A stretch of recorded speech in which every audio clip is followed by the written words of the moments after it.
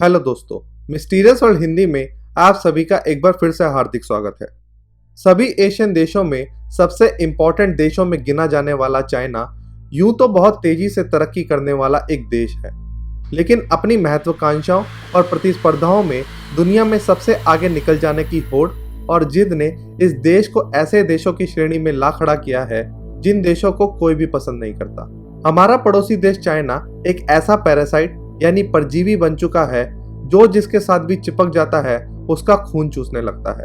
इन्हीं कारणों के चलते हाल ही के दिनों में चाइना को जबरदस्त आलोचनाओं का भी सामना करना पड़ रहा है और बाकी दुनिया से इस देश के रिश्ते भी बहुत तेजी से कमजोर होते जा रहे हैं। आज के इस एपिसोड में हम हमारे पड़ोसी मुल्क चाइना के उस काले चेहरे से आपको रूबरू कराएंगे जो अभी तक दुनिया से छुपा हुआ था। लेकिन आज का वीडियो शुरू करने से पहले हम एक बेहतरीन ट्रेडिंग एंड इन्वेस्टमेंट ऐप के बारे में आपको बताना चाहते हैं जिसका नाम है अपस्टॉक्स। अपस्टॉक्स पूरी तरह एक मेड इन इंडिया ऐप है जिसमें खुद मशहूर बिजनेस टाइकून और समाज सेवी श्री रतन टाटा ने भी इन्वेस्ट किया है। आप इस ऐप की सहायता से अपने पैसों को इन्वेस्ट कर सकते हैं। जैसा कि आप लोग जानते हैं कि हाल ही में सिक्योरिटी रीजंस की वजह से बहुत से चाइनीज ऐप को भारत सरकार द्वारा बैन किया है, लेकिन किसी चाइनीज ऐप के विपरीत अपस्टॉक्स बेहद सेफ एंड सिक्योर है। अपस्टॉक्स पर लगभग 10 लाख से भी ज्यादा कस्टमर्स मौजूद हैं और प्ले स्टोर पर 1 मिलियन से भी ज्यादा बार इसे डाउनलोड किया गया है। इस ऐप द्वारा इन्वेस्ट करने के लिए आपके पास एक बड़ी रकम हो ये जरूरी नहीं है। आप चाहे तो 50, 100 या 500 रुपए से भी इन्वेस्टमेंट शुरू कर सकते हैं। अभी अगर आप अपस्टॉक्स में डीमैट अकाउंट खोलते हैं तो आपको फ्री डीमैट अकाउंट तो मिलेगा ही, साथ ही आपको 1 महीने तक कोई ब्रोकरेज नहीं देनी पड़ेगी। और अगर आप बिगिनर हैं तो आपको ई लर्न मार्केट का फ्री कोर्स और स्टॉकेज की प्रीमियम मेंबरशिप फ्री में मिलेगी जिसकी कीमत लगभग 2000 रुपए है, जिससे आप स्टॉक मार्केट के बारे में जान सकते हैं, सीख सकते हैं और देखकर परख कर स्टॉक्स में इन्वेस्ट कर सकते हैं। आपको अकाउंट खोलने के लिए पैन कार्ड और आधार की जरूरत पड़ेगी और आप ऑनलाइन ही अपना अकाउंट खोल सकते हैं। लिंक डिस्क्रिप्शन में है, अभी डाउनलोड कीजिए Upstox. The hotbed of virus. जैसा कि आप सभी जानते हैं कि वर्तमान समय में कोरोना वायरस से उत्पन्न हुई परिस्थितियों का एकलौता जिम्मेदार चाइना ही है, क्योंकि इस वायरस का जन्म या यूं कहें कि इस वायरस का निर्माण चाइना में ही हुआ है। लेकिन ये देश इतना धूर्त है कि इस वायरस से हुई बर्बादी और लाखों मौतों की जिम्मेदारी लेने से साफ इनकार करता है। यदि इस देश ने वक्त रहते इस वायरस को जिम्मेदाराना ढंग से हैंडल किया होता तो शायद आज दुनिया का सूरत हाल ऐसा नहीं होता। लेकिन चाइना का यही गैर जिम्मेदार और लापरवाह रवैया आज तक अनेकों खतरनाक वायरसेस के पैदा होने की वजह बना है। समय समय पर अनेकों वायरसेस ने इसी देश में जन्म लिया है। तो क्या ये सिर्फ एक इत्तेफाक है कि लगभग हर बार किसी जानलेवा वायरस या बीमारी की जड़ चाइना में ही पाई जाती है? विशेषज्ञों की अगर माने तो इस बात के 2 कारण हो सकते हैं। पहला ये कि चाइना में अनेकों तरह के जीव जंतु और कीड़े मकोड़ों को खाया जाता है। ये कीड़े मकोड़े और जानवर अन्य कई तरह के जीवों को खाते हैं, जिनके कारण इन जीवों में कई ऐसी बीमारियां होती हैं जो हमारा मेडिकल साइंस अभी तक खोज नहीं सका है। और जब ऐसे बीमारी युक्त जीवों को चाइना के लोग खाते हैं तो ये बीमारियां इंसानों में आ जाती हैं और धीरे धीरे किसी लाइलाज बीमारी या किसी महामारी की शक्ल ले लेती है। लेकिन जांचकर्ताओं की एक और थ्योरी है जो कि बेहद डरावनी और विभत्स है।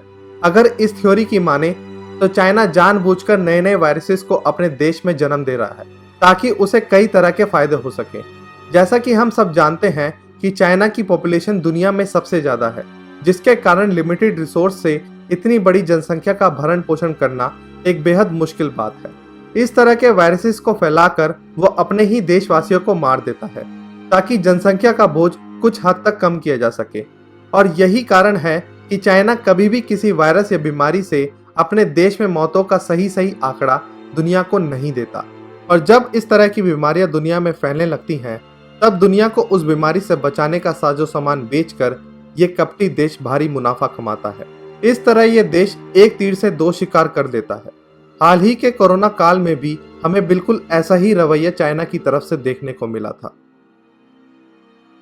Land encroachment. चाइना का 18 देशों के साथ जमीनी सीमाओं को लेकर विवाद चल रहा है।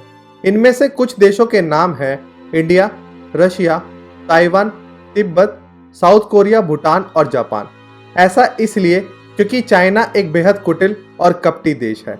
यह हमेशा अपने देश की सीमाओं का विस्तार करने की मंशा से अपने पड़ोसी देशों की जमीनों पर कब्जा करने की फिराक में लगा रहता है।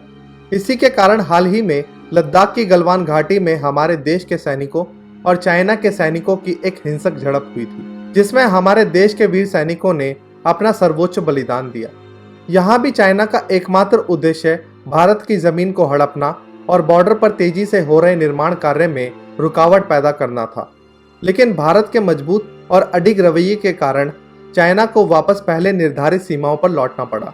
चाइना की यह सोच थी कि युद्ध का डर दिखाकर भारत के इस भाग को कब्जाया जा सकता है, लेकिन वो कितना गलत था ये बात हमारे देश के वीर सैनिकों ने साबित कर दिया। लेकिन अपने से कमजोर देश की जमीन पर कब्जा करने के लिए चाइना यही कूटनीति अपनाता है।